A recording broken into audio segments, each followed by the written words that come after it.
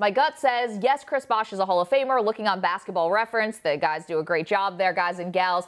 His Hall of Fame probability is 99.5%. So, yes, he is getting in. But you start to look a little bit closer to some of the comparisons and some of the numbers, and then maybe you can sort of poke some holes in the argument, the comparison that they do on Basketball Reference. The first one up is Alex English. He is a Hall of Famer. The next two are Larry Nance and Bobby Jones, guys who are not Hall of Famers. Chris Bosh only made 2 All-NBA teams, one his rookie season, then he was All-NBA second team, never a first team.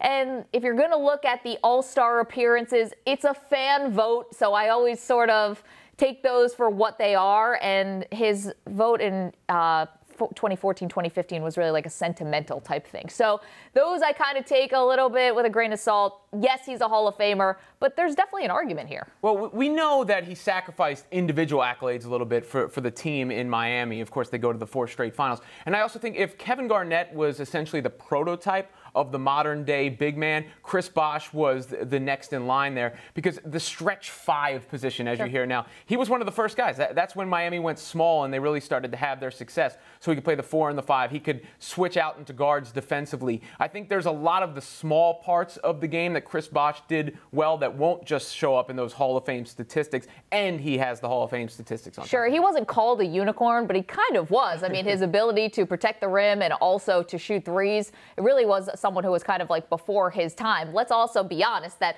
the threshold to make the Hall of Fame in the NBA, like the requirements, it's all secret. We don't even really know who votes to get in. Only the WWE has a lower threshold than the NBA. I know. We don't know who the voters are. We don't know what the criteria is. We know that Yao Ming's in, though. So I think that Chris Bosh definitely deserves a spot. In terms of the team, though, they said immediately the Heat are going to retire Chris Bosh's number. Are you in favor of that? Yeah, of course. I mean, look, that team, maybe because LeBron left, it's not viewed the same way right now. But looking back, it should be. This is both sentimental and for impact. And in fact, I would put all 3 of their jerseys right next to one another in the rafters. Probably Wade first because he's been with that franchise the whole time, LeBron and Bosh.